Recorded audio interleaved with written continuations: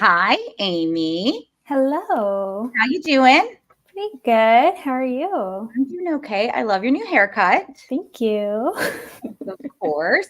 Thank you for joining us again. I know you've been with us a couple of times now, but happy to have you back to talk about our little fun fundraising site audit. Yeah, always fun to be back. Yeah, absolutely. So for those of you that haven't met either of us before, Amy is our customer success manager here at GiveWP. And some of her primary responsibilities include facilitating smooth onboarding for our new guys and guiding established users to discover new innovative solutions that can satisfy their fundraising needs. And when she's not with us at GiveWP helping our wonderful customers, she can be found at the beach playing with her dog or in her home studio painting and drawing. Amy, tell me a little bit more about the painting and drawing. What kind of art do you like to do? So I do a lot of pen and ink drawing, a lot of illustration style, but then painting is mostly acrylic. Okay. I have an interest in horror and sci-fi, so you'll see a lot of that in my work. Wow, that's very cool. Is it just something you do for fun, or do you sell it on the side, or do commission work or anything like that? It's just kind of a hobby. Yeah, more just a fun hobby. I've done commissions here and there, but mostly just for fun. Cool. Great. Cool. Well, I am Camber. I am the product marketing manager here at GiveWP. And these live streams have been part of my shtick for a little bit over a year now. I always really enjoy doing them, talking to all the wonderful guests that we have on and getting to chat with folks in the comments. So with that in mind, we always try to keep a Q&A towards the end. So if you have questions about the site audit or anything like that, please just drop them in the comments and we will get to them at the end. If you don't, that's okay too. We're kind of hoping to cover everything so that you don't have questions. So cool. So today, Amy, what we're talking about is our fundraising website audit and how to make the most of it. So currently, GiveWP customers who have a Plus Pro or agency plan can schedule a 30-minute fundraising site audit with our customer success team, which includes you and a few other folks. And y'all have seen thousands and thousands and thousands of fundraising websites, and not only just GiveWP users, but of course, working in the nonprofit sector, we're always looking at other organizations as well. And as a whole, we've kind of interacted with thousands of nonprofit leaders as well, whether through customer success or at conferences or, just even conversations just like these. So those audits are kind of informed by all of that experience that your team has, that you individually have, that GiveWP as a whole has. And we're able to kind of take all that knowledge and condense it down into an audit for folks who are looking for some guidance. So during the audits, your team, whoever it is, and is it typically you doing the website audits, Amy, or is it spread out among a couple of y'all? For the most part, it'll likely be me. And then occasionally you'll see Amanda taking on audits. Yeah, excellent. So you would listen, you guys have your little appointment, you listen to what their goals are, and then afterwards you dive in and you deliver a PDF audit with suggestions to help them reach their goals through their fundraising website audit. And that also includes some best practices and things like that as well, right? Yep, exactly. Cool. So I know I kind of just gave a quick overview, but let's dive into all of the core components of a GiveWP website audit and the fundamental aspects it covers. So, I know that they can go in and select different categories of things that they want to focus on, that kind of thing. So give us a little bit more detailed overview of the audit. Yeah. So we kind of have it broken down into different categories. So we are taking a look at the whole site, but it's kind of broken down into navigation, storytelling, visual appeal, and form use. And I can certainly go into more detail about what that means. But we're looking at the whole site. We're looking at how it best serves your organization and best serves your donors or potential donors. And then, I'm happy to kind of break down navigation. That's a little more self-explanatory of I always ask myself these questions when I'm doing the audit of, can I find the information I'm looking for? Like, is there an about page? Can I find the donation form really easily? And then for storytelling, is the fundraising intent clear? And is there a way to find out more information? So like blog or newsletter. And then visual appeal is more than just, is the site pretty? Right. Visual appeal really comes down to, like, are your forms and pages mobile responsive? And the images that you are using, are they furthering, the message? Are they serving their purpose? And then really form use just comes down to, what add-ons are you using? Taking full advantage of the subscription that you have. Right. So, right. I mean, because if you're using a pro plan and you're not using recurring donations, why not? Like, right. silly. Exactly. Exactly. If you have access to it, kind of thing. And I do want to, I was kind of giggling when you were like talking about like, oh, it's so much more than your site being pretty, but that is also part of it. I have come across organizations who the site, I'm like, I would never give to them because it looks like a little spammy, and I'm concerned about the trust and safety of that site. So there is absolutely like that kind of appeal to it, but it just does encompass so much more. It's accessibility, storytelling, and data, and all of that kind of thing. So it's a lot, not just like, oh, is it pretty? Right. Exactly. Cool. Tell me more about I know we're talking about form use here, but with the visual donation form builder now being like a big, huge part of our form building experience, are you even like, as you move forward doing audits, is that something you're taking into consideration, whether forms are being built using that new builder, or what is the thought process there? Because there is a little bit more like customization in those forms available. You can switch fields and things like that. Yeah, so it is considered. My sort of approach is, you don't need to make like huge changes right away. Slow incremental change will be a better transition for you as well as your donors. But if you're using like a super old style form that's not really serving your donors, then I'm always happy to show you how the new form builder works and how easy it is to just plug in the right information, swap out fields, and keep your organization's color scheme and the forms themselves. And I'll talk a little more about that later. Yeah, absolutely. Cool. So what I would love to kind of talk about next is what your just your personal process. I'm sure, each team member does it maybe just a tad bit differently, but generally what that process looks like once you get off that initial call with the organization, what a typical audit kind of looks like before you deliver those findings. Yeah, sure. So important to note, during the call, we'll have a conversation about what your fundraising strategy is. And so I'll have that in mind as I'm going through your site in more detail. I'm approaching it as if I'm a potential supporter who maybe hasn't given yet. And so I'm looking at things from that perspective. And that's, I presented my list of questions at the beginning, like, can I find what I'm looking for? Can I find the donate button? Is there a way to give to this organization easily without questioning every step? Right. So that's kind of like the big picture approach is your site serving your potential supporters? Obviously, you want to make your continued supporters happy, but you also want to grab the attention of new supporters.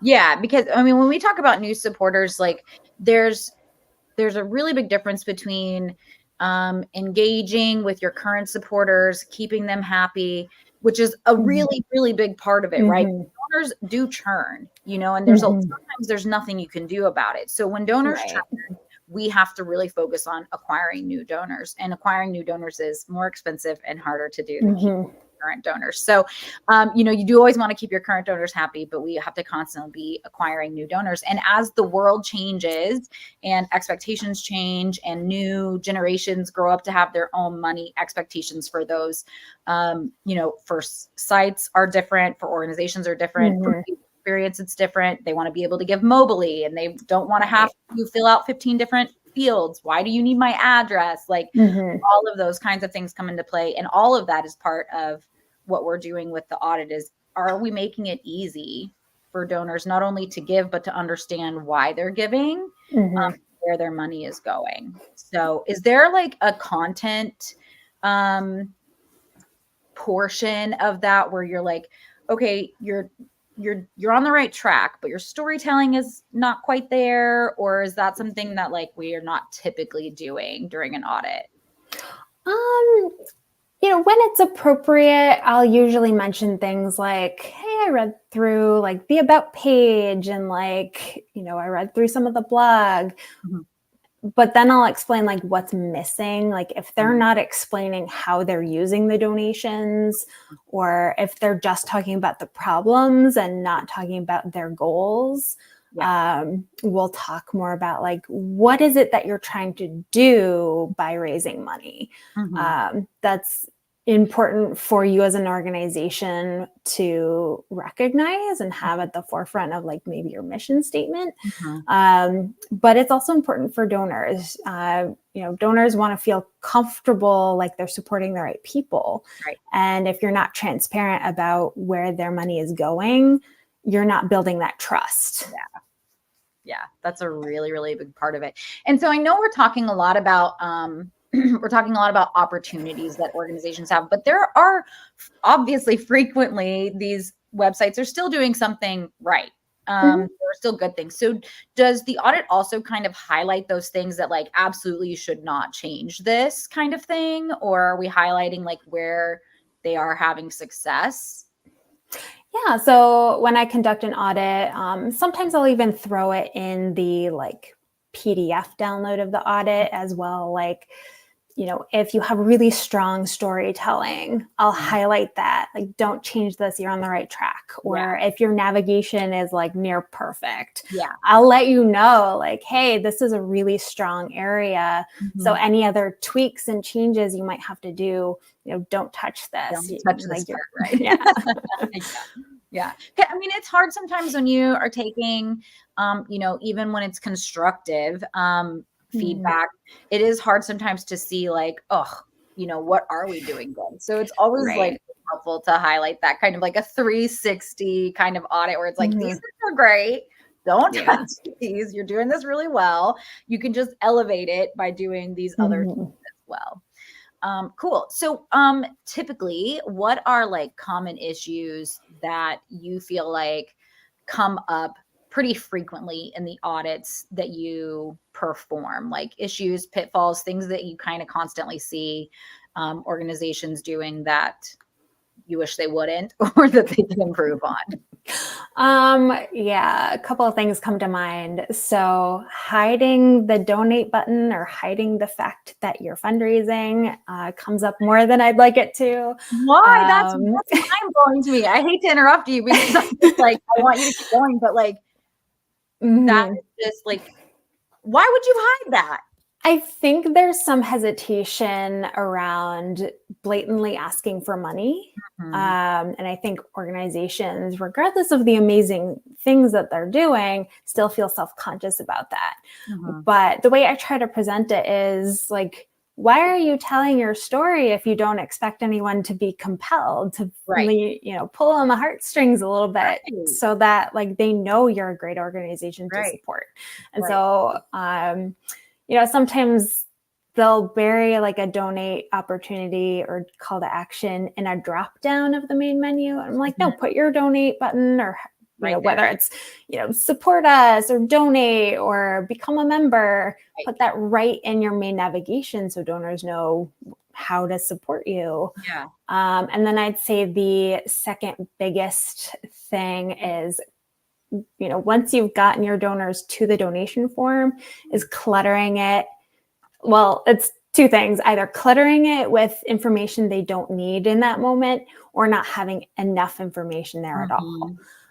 It is a tricky balance, but I'm always looking at it from the perspective of mobile responsiveness. Yeah. If you have too much information on that donate page, that'll affect how well it's able to be used on a phone or a tablet. And then if there's not enough information, you don't want your donors to have to go back and forth between pages to say, wait, where is my money going? What do they do again? Like, once you've gotten them to that donate page, make sure they know exactly why they should donate to you. Yeah, right. I mean, and then there's also and I feel like we talk about this like almost ad nauseum, is having too many fields that you don't necessarily need right in that moment, right? So, you know, there are, and we talked about this just last month when we were talking about using personalization to get to know your donors better, right? The form is not necessarily the best place that you should try to collect more information about your donors. You know, if you want to find out where they live, but you don't need their address to process a donation, that's something that's better used in a follow-up survey or something. Like, how was your donation experience? Can we learn more about you? And those are all great things, because at the end of the day, the more fields you have, the less, especially fields that you are not necessary, the less likely a donor is to convert. Because at some point they're going to go, this is too much. Like, I don't want to fill all this out. I want to be able to, especially if you're on your phone, which everybody, I mean, you and I talk about this all the time. So many people are using their phones to conduct most business. I don't switch to my computer for a purchase unless it's a larger purchase, or it's something like flights where it's just too hard to see everything I want to see.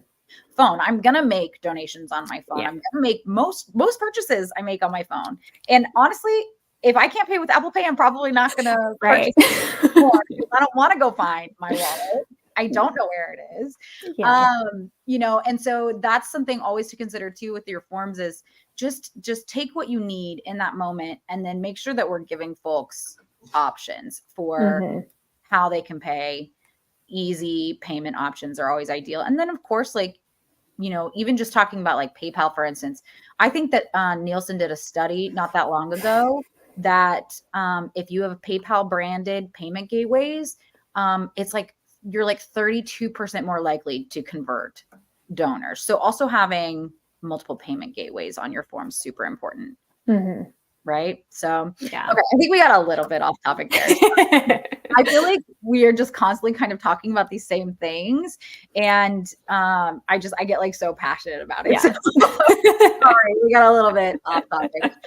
Okay. So to sum it up, common pitfalls are hiding the donate button, and then forms just being like too much or too little. Okay, cool. Sorry to go back, but I do want to go back to the donate button part. Do you find, and this is just my perception, do you find that that is more an American thing, or do you kind of see that across the globe? It doesn't seem to really matter where people are. So I haven't noticed too many differences. So GiveWP has, you know, organizations all over the world, and it seems to be like that sort of right-hand corner of the main navigation is that sweet spot, even in like Eastern countries, European countries, all over. That's like the sweet spot for where your donate button should be, because that seems to be where people are looking. And well, I was asking because I feel like not talking about money is a uniquely American thing, right? Where it's like, we don't talk about money. We don't talk about salaries, bills. We don't talk about where we put our money, where we're giving it, yada, yada. That's my partner. Everybody say hi. So that's why I was curious, is because I feel like that's very much like a uniquely American thing. But maybe not. Yeah, I've seen it more depending on the organization more so than where it is. And I can't give you like exacts, like, these organizations are less prone to ask, but Some styles of fundraising just have a better grasp on like, yes, we need to ask for money or else nothing gets done. That makes sense. Yeah, I was just curious Yeah. because I was just thinking about that when you brought that up, and I was like, I wonder if that's just like an us thing. Okay. So you guys, you go through, you identify these pitfalls or, areas of opportunity. And then you deliver this PDF, which the PDF, we're actually going to pop it up on the screen. We'll kind of walk through it. And it's a good example of kind of some of the common recommendations. But what I want to talk about as we go through specifically is how someone would implement those steps. So I'm going to go ahead and we'll just share these screens. This is for the fundraising website audit we did for Uniting to Serve Guatemala about 2 years ago now. This, if you read our blog on our fundraising website audit, this is the same one that we're using there. So Amy, just kind of walk us through what this PDF looks like and how people take things away from it and how they can use it to improve. Yeah, so we do have a bit of a scoring system. Personally, I find that's helpful to know like where I'm at or like what's my temperature when it comes to like improving things, like needs improvement, could need a lot of improvement. And so we kind of like assess each one of these different components. And like speaking for myself, I assess them in the big picture and I assess them individually. And so, we'll go through like navigation, like I said, like, can you find the donation form? Like, is, the language pointing to where you should go next? How do you find the information? And so like I'm thinking about like our best fundraising practices. It's about, X number of like could improve versus X number of doing great. That's how I'll come to my score for that, that component. Can I pause here? I want to ask you a question about one of the bullets listed in next steps. It says remove donation form from the home page. That's not the very first thing folks see. Instead, add a CTA to your donation options in your hero. So for that purpose, is that because the home page is about sharing information, about telling your story. It's about pulling people in. And so if you add that donation form right to that page, people don't really get a chance to learn that story or figure out what you're doing with their money or what your mission is. They just see this ask and you don't get that second to connect. Is that the point of having like, you want to have a dedicated page for those things? Yes, exactly. Your homepage should be like a top-down overview of who you are as an organization. And then I've seen it done really successfully where it'll highlight like, hey, we recently posted in the blog, we have a new article, check this out. Or like, here's an amazing project we finally finished. And like that kind of gives you a snapshot of the organization. And then your navigation or menu should point to more details. It should point to the about page where you can learn more about how the organization started. It should point to that donate page at the opposite end of the menu bar. Because the idea is you've gone through each component and each step that brings you to the natural conclusion of supporting the organization. Right. That makes complete sense. Okay, cool. I just wanted to make sure that I was understanding that that's why we were doing that. Yeah, absolutely. And then storytelling. This is probably my favorite part of the audit is learning about the organization and like, yes, looking for ways that an organization could improve, but also looking at like, what are they doing successfully? This is your opportunity to say what you're about. And the easiest way to do that is with a blog and a newsletter. WordPress is very well set up for having a blog on your site. And so amazing. Is that what it was like maybe originally started? I wonder if that's what it is. But truth be told, like that's a great opportunity to just have more information about your site, whether like you're highlighting, like in this example, they're impacting a certain community. And so Mhm. they're highlighting individual families. Well, maybe that doesn't make sense for your organization, but you could do like, here's a huge project that we just finished. Here's the update. And that can go right on your website, right in the blog. Right. And then my big thing is like, is this also carried over to your social media presences? Are you updating people following you on social media with updates on, hey, we need more help, or hey, we just did this amazing thing? Right. It doesn't always have to be asking for money. It can be like really great stories and like heartwarming stories about what you've been able to do. So that's kind of like my favorite part of the audit, is just like the storytelling part of it. Yeah, that's probably one of my favorite pieces in general about working with GiveWP, is being able to help organizations tell their story and how they're changing communities and the work that they're doing and how it impacts those communities. And I think it's really interesting because we talk a lot about not everything has to be an ask. You don't, not every email, not every communication, not every single page on every single website has to include this ask right away, right? Because really what you're trying to do is you're trying to build a relationship with these people. You don't want them to give one time, right? You want them to feel connected to your mission, that they opt into recurring donations, or maybe they don't do recurring donations, but when giving season comes around, they donate again, or, you know, you want to build this relationship with people. And you really do that through storytelling. And it's not just about, pulling on heartstrings.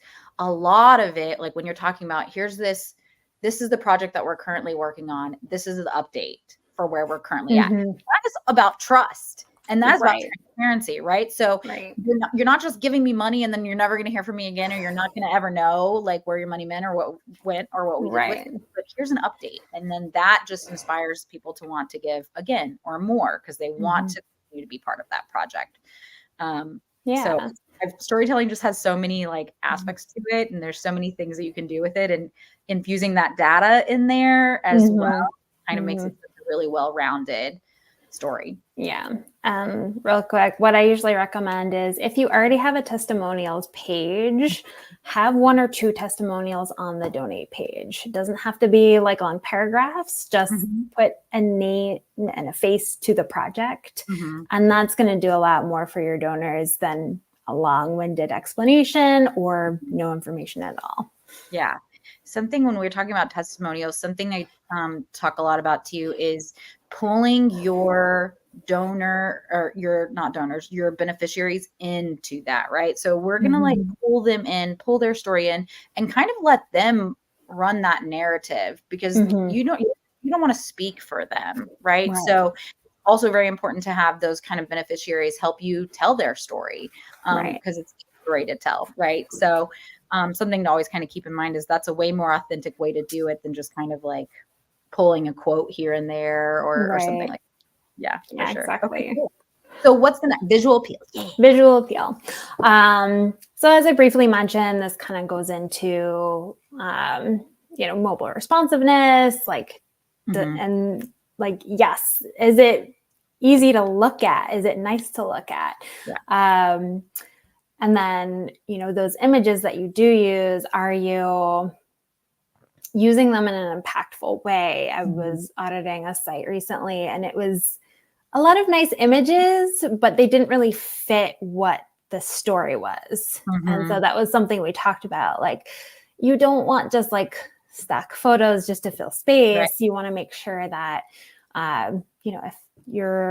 if you have to build something within your organization, have photos of that build, have photos of that project. If you have like a ministry, like include like trips that you've done, or like community service that you've done. That makes it more personal and draws your donors in, or potential supporters into joining a community. And then what I also like to highlight is, if your organization has like a color scheme, then carry that color scheme across your donation forms. our visual form builder and some of our other forms make it really easy to just plug in your hex code and it matches your site perfectly. Yeah. So that the color on the form matches the color of your site. And then if you have like a logo for your organization, make sure that's on your thank you emails, your confirmation emails. You want your donors to know where those receipts are coming from, especially if they're like a monthly donor. You want to make sure that branding is consistent. Yeah, absolutely. And I want to talk about too about the branding, to go back to that for a second. Yeah. So it's important to have that consistency, but part of it also is just being able to recognize at a glance, like you're saying, receipts. And it's the same thing for the forms. So being able to recognize at a glance, like, oh, this is Uniting to Serve Guatemala. I don't have to like stop and remember like what I was doing or who this is or whatever. And so just kind of like pulls that branding all the way across, which also leads to additional trust. So branding is a lot more about it just being pretty too. Yeah. Yeah, exactly. So I want to talk about this where you say optimize social sharing cards. Can you tell me more about what you mean by that? Yeah, so GiveWP has basically like nice little auto share opportunities on the form. If you enable that, you as the admin can kind of customize the wording. So it'll automatically create a post for your donor to share on their social media. And you have some control over what that looks like. The other component to that is, are you able to navigate to that social media from your main WordPress website? And so are those links updated when your donor shares that they gave to your great organization? You want to make sure that the link back goes to the right pages. Right. That makes sense. Okay. And then, so for instance, on this, I mean, they scored pretty high in visual appeal. They're doing a lot of things right here. But the next steps is kind of narrowing the focus on those donation aspects. So in this instance, you know, it says that your homepage should have a strong hero section with 2 CTAs. So this organization you have the ability to sponsor a family. You can support just like generally, or support the missionary. So in that case, all you're asking them to do there is kind of like pull it in a little bit, niche it down so that there's not quite as many options to choose from. And is that because you want them to be able to, like, we don't want to overwhelm the donor with options? Is that kind of the idea there? Yeah, we don't want your donor to experience decision fatigue. So when you're the type of organization that has a lot of different giving opportunities, you want to make sure those opportunities are tailored to that type of donor. So the donor that maybe gives to the general donation isn't necessarily ready to sponsor or become a member. But maybe like after, you know, a month or two where they signed up for the newsletter, every once in a while, that could be a good opportunity to say, hey, you can become a member for X amount and support us that way. And vice versa, like someone who's gung-ho and ready to like pay for a sponsorship, they don't necessarily care about the general donation form. They might want to like have that laser focus of, I want to support specific projects. Like I'm really passionate about this one thing. And so you want to make sure you're targeting that type of donor.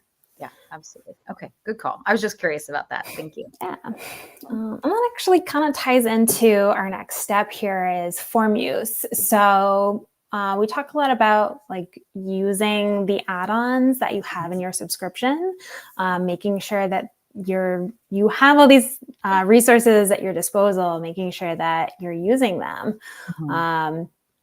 And then, you know, certain add-ons may not make sense for every type of form. But if you have like a membership form, then you'll want recurring donations. Or if, you know, you have, you know, different you know, everyone has to deal with credit card fees. Fee recovery is just a great way to like let your donors know that like, hey, we have administrative fees and administrative costs. If you feel so compelled, you are able to cover that for us. And I always encourage tweaking the wording on the ask to best fit what you're actually asking your donors for. And, just using like PDF receipts in your thank you email. So that way the email your donor receives is a thank you letter, but then the receipt is still attached. Perfect. I want to talk about kind of when we're talking about like fee recovery and those kinds of things. And I feel like fee recovery is something every single form should have personally. And the reason that I believe that is largely because, we have sites like Charity Navigator where you can go and see how many, cents per dollar is going to what part of this organization. And there's a lot of hubbub usually if the general public believes that this organization is using more money towards administrative costs than they should, right? So that is a really important part. So I love when you were saying like, even if you can throw something in there to say like, this fee helps us cover our administration costs, so more of your money can go to the mission, go to the cause, Exactly. go to the family. And just making sure people really understand that that is ultimately the goal, is that either way, we have to pay credit card processing fees and you can cover that for us. And then that means we can use more of this money towards what you want it to go towards. Right. Or, otherwise we still have to pay these. So I personally think every single form should have fee recovery. That's just me. So let's talk about too, like, from like the actual payment standpoint, right? So we obviously, security is very important. So not only does your site need an SSL, but even when we're talking about like payment gateways and such, there are a ton of different gateways that we offer globally. And those are really important too. And I know we talked about PayPal earlier, for instance, that's super highly trusted, that kind of thing. But what are like with Stripe, for instance, that's now free in core, right? So you can get Google Pay, Apple Pay, all of those different things. And when we're talking about the forms, is that also something that kind of goes into consideration? Is, are you actively using the best payment gateways for your organization or for your goals? Like, for instance, we just released Braintree, which is a PayPal product with recurring donations. So prior to that, if you were using Braintree, you didn't have recurring donations, which may not have been the right payment gateway for some folks then. So is that something you take into consideration as well, or not too much? It's a little bit more technical, I guess. It's a consideration so far as like knowing who your donors are. Like you mentioned before, you and I talk about, using Apple Pay for everything. Yeah. You want to make sure that like, if you know that the majority of your donors are using mobile device and are paying through Apple Pay or are asking for Apple Pay, it's so easy to implement that. And that would be a part of like my conversation with the organization representative.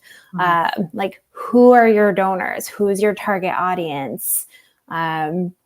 Maybe you have a lot of checks coming in, but people are intimidated by too many options on the form. So we'll have that conversation about how can we reduce the confusion and how can we make it more recognizable to your donors. So if I see that PayPal icon, I know I can use PayPal. I'm familiar with it. It's a household name. Not everybody knows what Stripe is, but everyone has seen credit card fields before. So a lot of that conversation will be around, who are your donors? How are they giving? What are they comfortable with? Absolutely.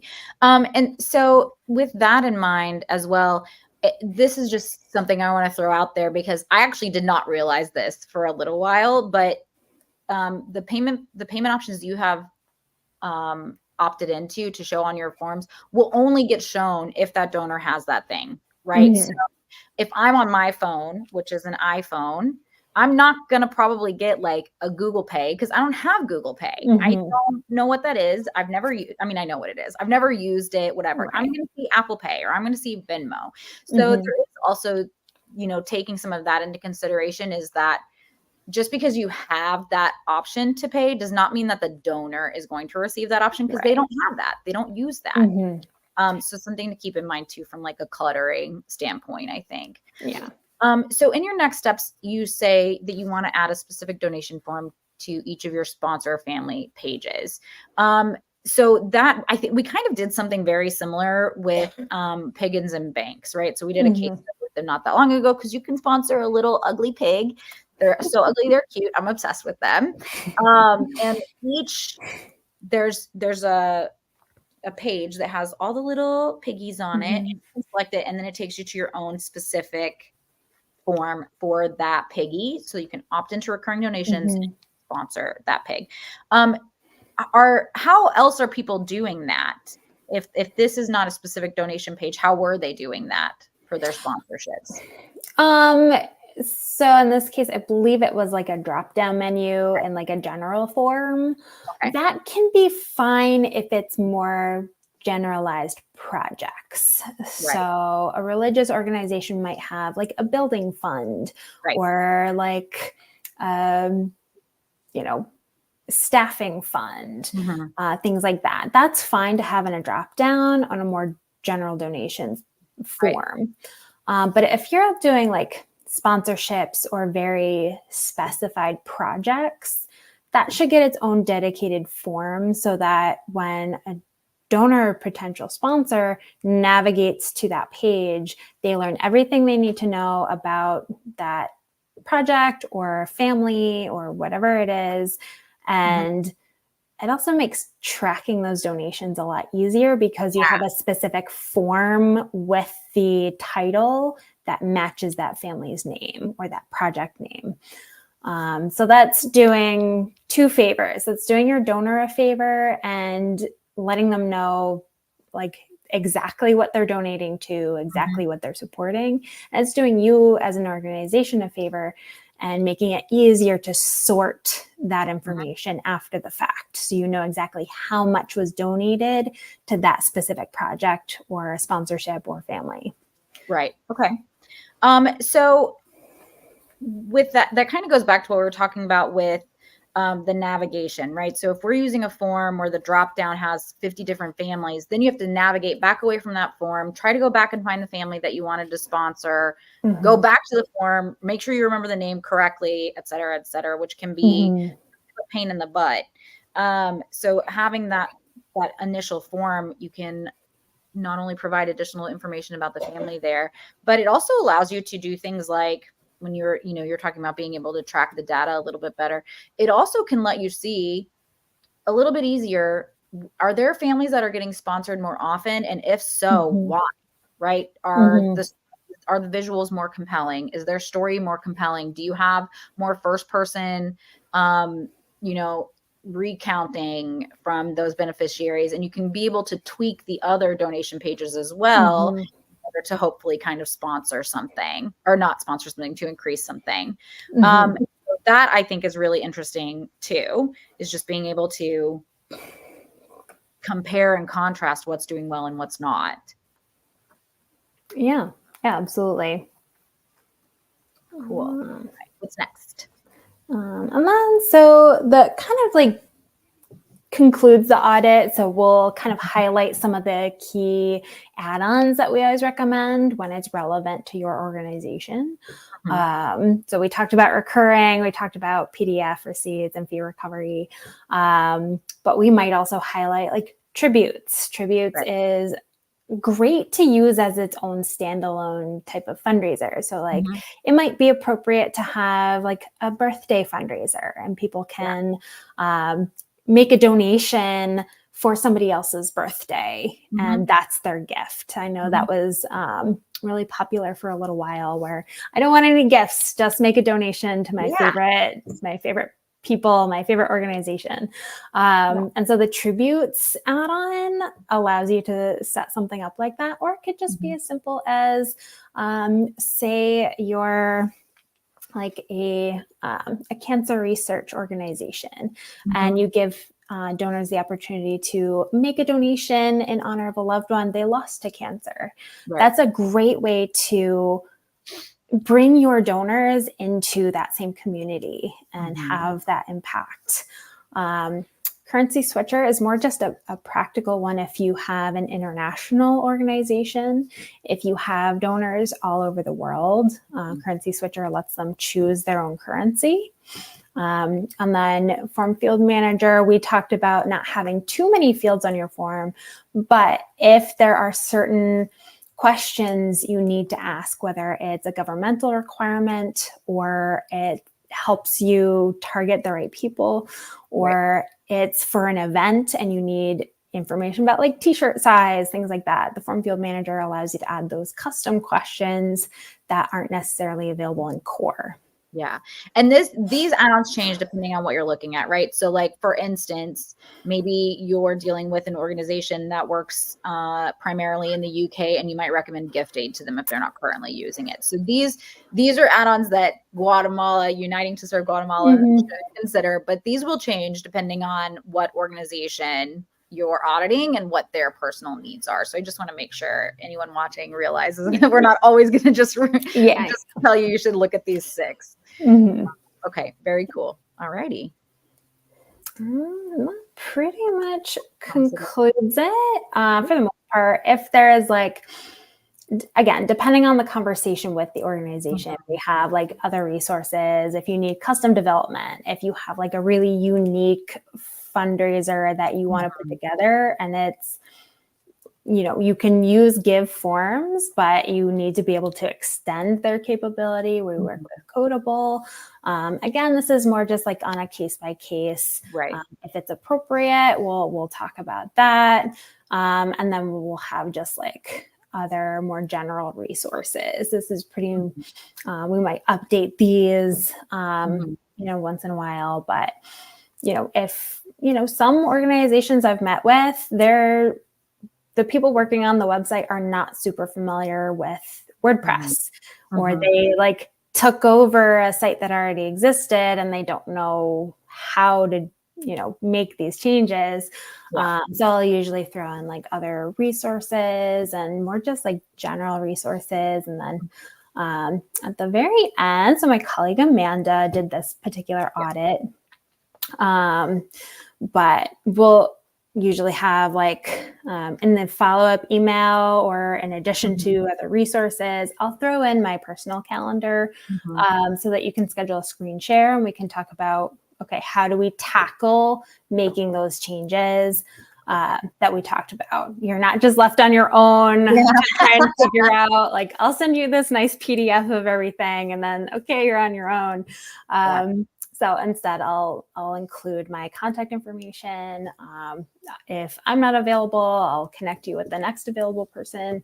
So you're not just left on your own after we talk about, like, all right, change all these things, make all these changes. I'm not going to tell you how. So we'll continue the conversation after your audit is over. Perfect. So the next 2 questions I had for you, I feel like we've talked about throughout the entire conversation. So I am just going to skip those 2 in case you're following along, Amy. But so after you've delivered this audit, maybe they have this follow-up call with you, they've made these improvements. How often do we think that fundraisers should reassess their website and its performance, and just kind of see, because you don't want to, you make these changes, you don't want to give it a week to see if, oh, let me just remove this really quick. We don't need it anymore. You don't want to give it a week, right? And be like, well, nothing's changed. Nothing is better. Dang it, Amy. There's a time frame for these kinds of things. Generally speaking, how long should people give before they kind of reassess the changes that they made? Have they seen an improvement? Have they seen changes? And then, what to kind of look for when they're doing that. Yeah, the way I would approach it is, you don't have to do an entire website overhaul every year, but as you're implementing these changes after our conversation, you may not get to those changes within the month after. Right. I understand like a lot of organizations, it's maybe 1 or 2 people working on the website and they have 50 other responsibilities on top of that. Yeah. So I usually, it's like whenever you can get to these changes, don't feel like you have to do it all at once, although that would be great realistically. Navigation is always the thing to start with. And then after that, take a look at it in a year. Yeah. Or think about a refresh every time you're doing like a new fundraising appeal. Mm-hmm. So like Giving Tuesday is a big one. A lot of organizations, they want to do like a big thing for Giving Tuesday, but they don't know where to start. Well, after you've had the ebook and we'll help you. Yeah. So like I'll provide that type of resource so that by the following Giving Tuesday, you already have some key elements to look at and you don't have to like reassess the entire site, but you can think about ways to refresh. Like if you have a new event that you've never done before, create a new donation form for that. Maybe create a new page for that and like tastefully add that to your main navigation at the start of the event when you're starting to fundraise. It doesn't have to be this whole huge project every year. It's just incremental. Like, is there a new fundraising opportunity? Should we think about how we've been asking for donations in the past? So it's, and then if you're doing any sort of like tracking metrics or anything like that, that'll give you a good picture of who's clicking where, who's spending what amount of time where, and you can kind of make your changes either throughout the year, maybe once a year, maybe it's been a couple of years, but you can take a look at that data if you are tracking that information. Yeah, absolutely. Okay, so we have 8 minutes. We have a handful of questions in the chat. So we're going to jump through these real quick. So Derek wants to know if we can audit his client's website. So if you're an agency owner and you are, you have a handful of clients, you can absolutely schedule audits is Amy for each license that they have. Is that correct? So if they're an agency owner with 5 licenses, is it 5 audits for those licenses? I believe, let me put it this way. Yes, I will audit each separate site. But the way the audit form is set up, it'll only let you go through the form once. Okay. So in that case, for a lot of our agencies, they'll say, you have my contact information. If you need me to take a look at another site, it may not be as formal, but a lot of the principles I cover on one site can be applied to multiple. Right. Okay. So, so we talked about agency owners, but anyone that has a Plus Pro or agency plan is entitled to a 30-minute audit, which includes that conversation with you or your team and that audit delivery of the PDF. And then if they need a follow-up call to just kind of help them understand how to implement changes. So Derek, I hope that answers your question there. And then main characters, equine reserve and requirement asked if Apple Pay only shows up to users who are on Apple devices. So you can only use Apple Pay if you're on an Apple device. So it won't show up on an Android device. But that being said, I did take a minute to find the main character's website and look at your form for you. And I want to preface this by saying that you're actually not using a GiveWP form for your donations. Maybe you're thinking about moving. I'm not sure. You're using DonorBox, but it does not show Apple Pay on my Apple device as an option to pay. So just to clear that up there for you. But you do have social sharing, so that's good. So that is the answer to your question. I'm not sure how DonorBox works, but it should show if I have Apple Pay and you guys have Apple Pay opt-in on. And then the other questions that we have 2 more, is the ability to sponsor built in, or is that an add-on? So I think what we're talking about is like, and this is from main characters again, and on their website, they have a couple of different horses that it looks like that you can sponsor which takes them to a PayPal pledge page. Mm. So I think that's what they're talking about, is kind of how you can sponsor a family, not necessarily like corporate sponsorships for an event. So Amy, can you kind of walk us through how people like Uniting to Serve or Pagans and Banks go about making sponsorships a really easy option? Yeah, so it's essentially taking the original GiveWP form and tweaking it to sponsorship language and sponsorship questions. Okay. The only required questions we have on there is name and email address, and then obviously whatever gateway you use. So you can change like the donate button to say sponsor. You can turn it into a sponsorship form. And then whatever sponsorships look like for your organization, you can make those changes directly on the form so that when you publish it, you're only asking sponsorship related questions. Mm-hmm. So I'm going to drop in the chat a link to this case study that we did with Pagans and Banks, which is a pig sanctuary. And you can see their cutie little faces, but also you can click through and see how they set up their sponsorship page, and how Give specifically was able to help them increase their fundraising. I think that we like tripled their fundraising revenue or something by setting up their sponsorships like this. So definitely go in, have a look at that. Mm-hmm. I'm also going to drop this link about getting a fundraising website audit in the chat as well. So if you're a current user, which main characters say that their new site is in development and they are considering GiveWP. So happy to help and answer any questions. And I'm not sure that I or Amy can necessarily answer this question, but one question that they have is, what is the best way to find a reputable agency? My answer would be to join the GiveWP Facebook community.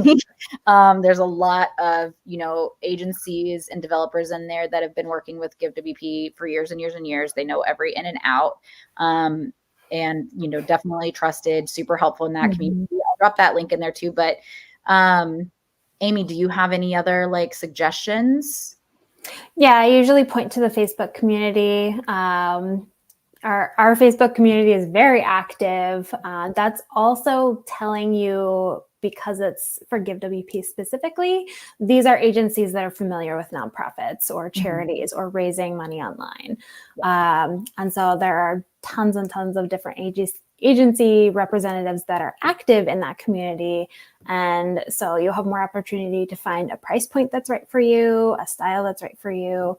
I don't have a more formal answer than that, but that's a great place to start. Cool. And then, so just since we do have someone here who is considering switching to Give, Amy, really quick, I know we're not talking about demos necessarily today, but can you just give us some info on the demos in case they're interested in one? Yeah, so anyone interested in GiveWP or just needs a refresher on it can schedule a pre-sale demo. So it's a demonstration with either myself or one of my team members. And we'll actually take you through both the front-facing donation forms, what's available for for your donors, as well as sort of the back end of the site, the WordPress dashboard, how it comes together. You'll have opportunities to ask your questions. We'll talk about what gateways make sense, what gateways you're currently using, or, we'll be able to answer questions.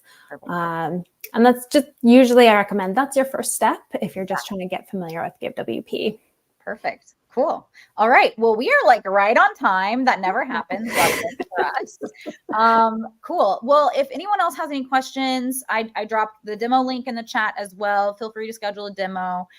Join the community. It's fine if you're not currently a GiveWP user. That's totally cool too. We'll let you in. Don't worry. And ask around, ask questions, book a demo. If you're already a user, book an audit. Amy is here to help you. That's their job.